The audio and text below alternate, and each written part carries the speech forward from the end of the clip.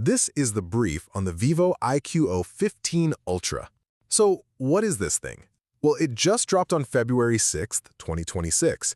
And listen, it's an Android flagship that crams some absolutely absurd gaming specs into a phone that costs around 730 euros. It's really for anyone who just wants raw power and a battery that will not quit. First, let's talk performance, because it's just staggering. You've got the Snapdragon 8 Elite Gen 5 chip running the show. And get this, it's backed by 24 gigs of RAM.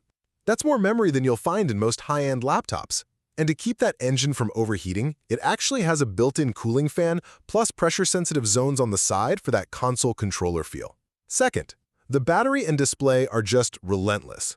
It uses something called silicarbon tech to squeeze a gigantic 7,400 mAh battery into a standard frame. That is way, way bigger than your typical phone.